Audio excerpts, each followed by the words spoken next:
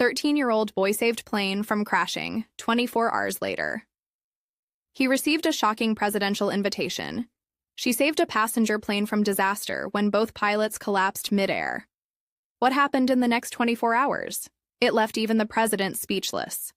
It all started on a crisp morning in Denver. The sky was painted in soft peach and gold, and the mountains in the distance looked like they were still dreaming. It was the last day of a school trip. 5 days of exploring museums, hiking trails, and late-night hotel giggles that only middle school friends truly understand. Sheer-old Madison Cole stood quietly by the hotel's front entrance, her backpack neatly zipped, her blonde ponytail swaying in the breeze. She didn't say much during the morning chaos. While the other kids scrambled to cram snacks and souvenir hoodies into their duffel bags, Madison stood still, her eyes locked on the horizon. Always the sky. She wasn't just excited to go home. She was excited to fly. To most kids, planes were just a way to get from point A to B. But for Madison, they were magic. She knew the difference between an aileron and a rudder. She could recite the safety briefing before the flight attendant even stood up. While her friends took selfies at the airport, she watched baggage handlers with fascination, noting every beep, every hydraulic hiss. That morning, tucked in the side pocket of her backpack, was a worn-out flight manual, a dog-eared copy she'd been studying for months, not for school, just because she wanted to know. As their group boarded the shuttle to the airport, she sat by the window and watched a jet lift off the nearby runway, its engines roaring like a distant lion. Her heart pounded not with nerves, but with a strange kind of anticipation.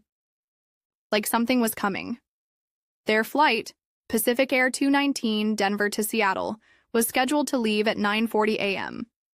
Madison had already memorized the plane's make, a twin-engine Airbus A321.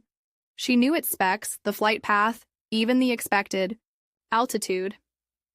The boarding gate was crowded, buzzing with tired families, earbuds plugged in, coffee cups half drained. Madison barely noticed. She stood by the window, forehead nearly touching the glass, watching ground crews move like ants around the aircraft. This was her favorite part. The quiet moments before a flight, when everything still felt possible. When she finally stepped onto the plane, something inside her shifted. Maybe it was the hum of the engines or the way the sunlight hit the tarmac, but something told her this flight would be different.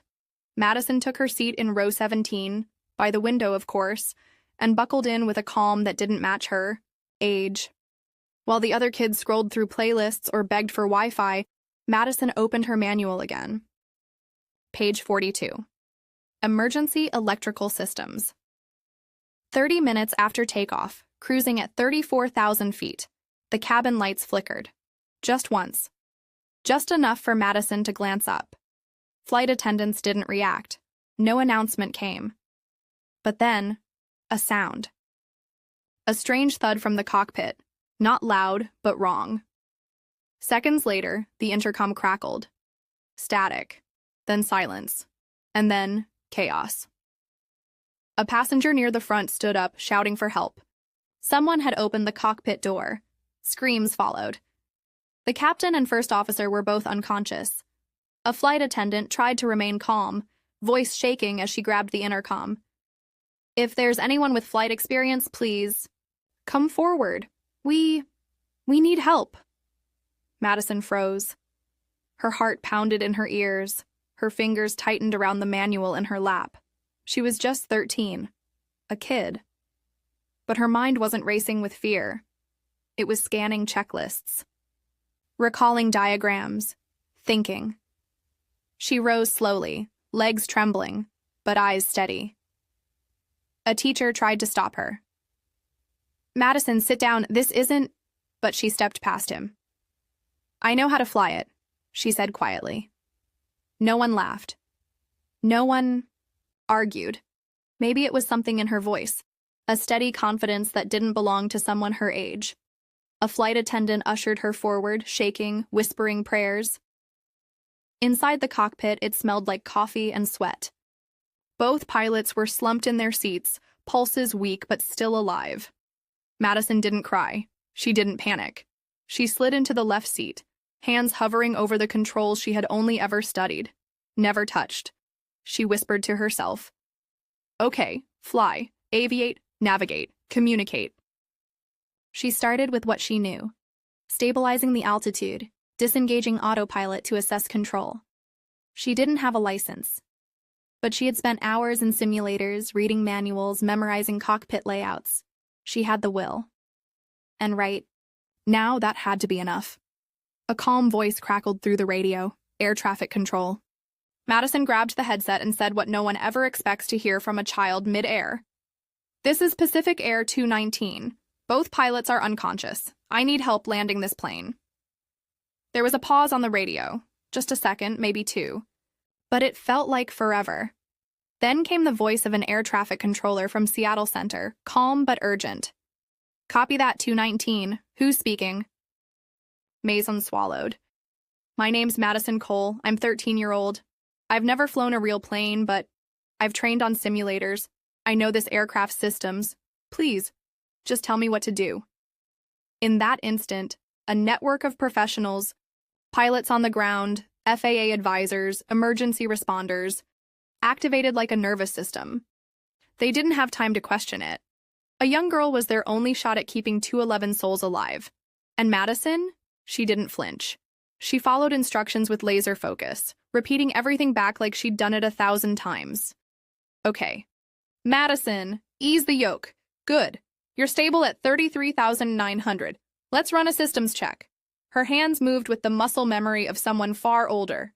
Trim tabs, flaps, throttles, words most 13-year-olds wouldn't even recognize, were her everyday language. The air traffic controller guiding her, a veteran pilot named Captain Reese, kept his voice steady but couldn't hide his awe. "You're doing incredible, Madison. Just breathe. We've got you." Meanwhile, in the cabin, silence had spread, like fog. Passengers who once whispered now stared wide-eyed, some openly crying, some holding hands. A teacher, Mr. Logan, told the others, "It's Madison. She's flying us home." And somehow, they believed it. They had to. As the Seattle skyline came into view, the final approach began, the hardest part. Madison's fingers trembled. Wind buffeted the aircraft. Lights blinked on the runway like distant stars. Captain Reese guided her every second. "Flaps to 30. Gear down. You've got this, Madison." When the wheels touched, the ground a little hard but safe, the cabin erupted. Applause, sobs, disbelief. Flight 219 had landed. Madison pulled the brakes, sat back in the pilot's seat, and finally let the tears come. Not out of fear, but from the weight of everything she'd just done. Emergency crews swarmed the plane. Cameras flashed. But Madison didn't care about the noise. She reached into her backpack, pulled out her manual, and whispered, "It worked." It really worked. The terminal was chaos.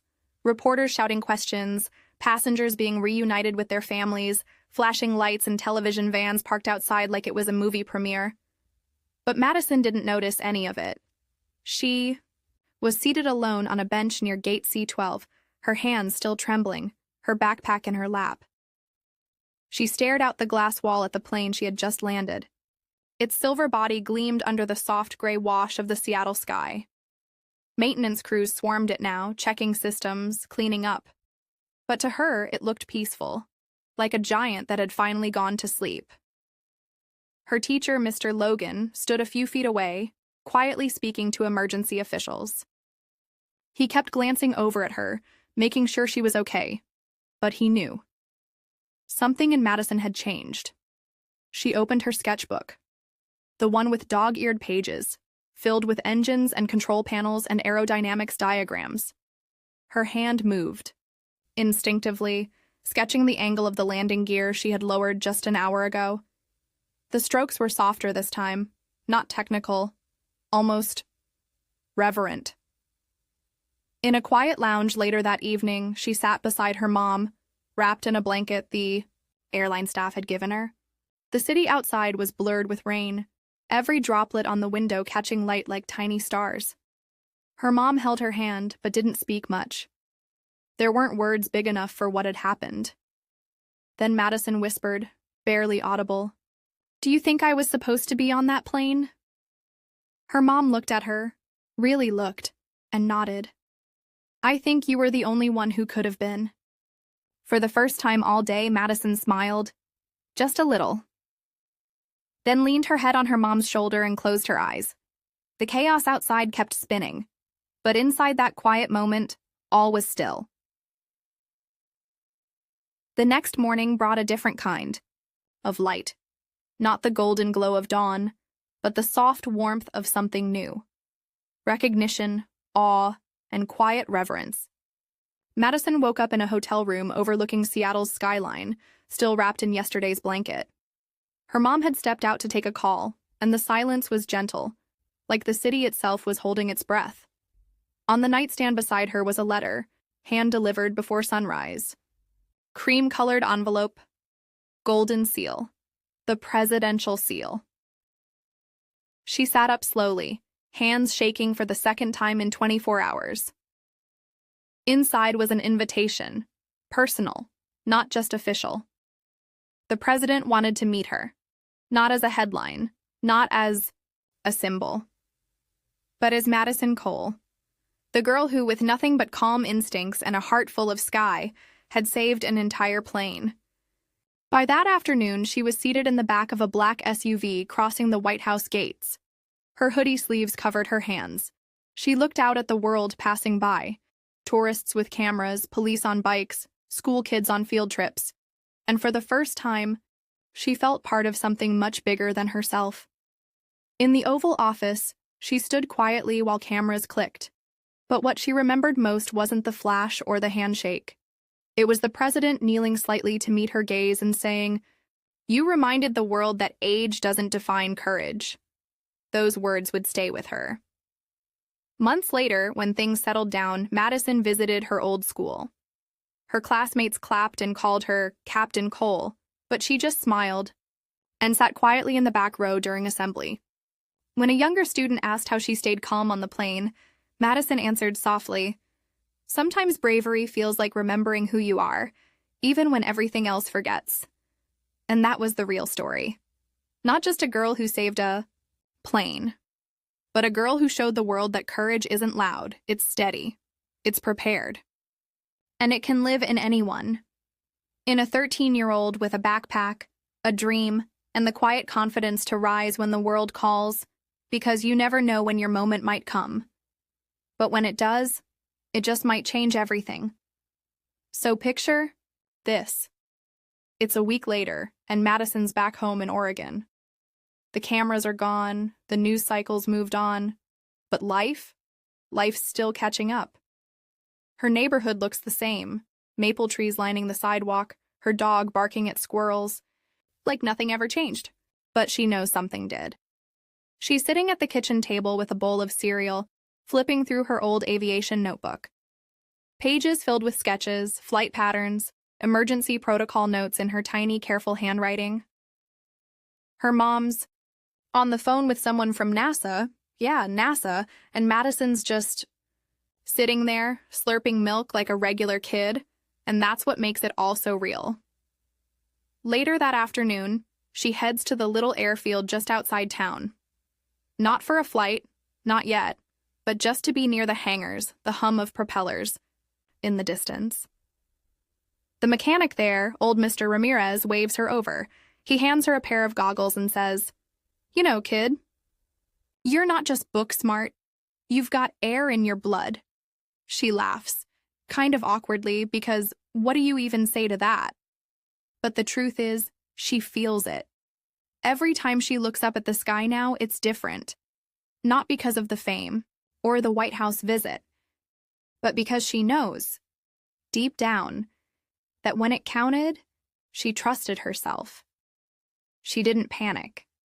She listened to her instincts, to her training, to that quiet voice inside that said, "You can do this."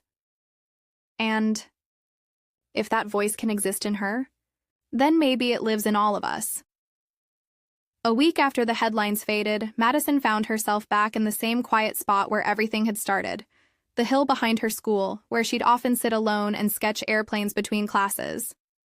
It wasn't fancy, just a little patch of grass, a view of the sky, and a notebook that had seen better days. She flipped it open to the same page she'd marked before the trip to Denver, a rough diagram of an Airbus A321, the same model she'd flown. Her pencil traced the same lines again, slower this time, not because she didn't know them, but because now they meant something.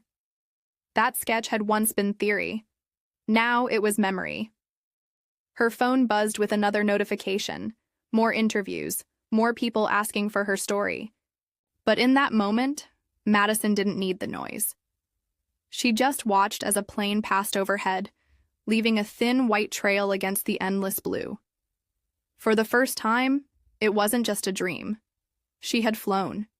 She had saved lives. And she was still just 13.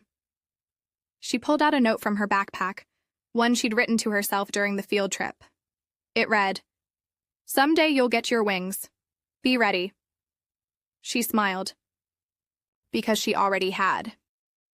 If this story touched your heart, don't forget to smash that thumbs up and hit subscribe for more unforgettable, emotional, and viral true stories.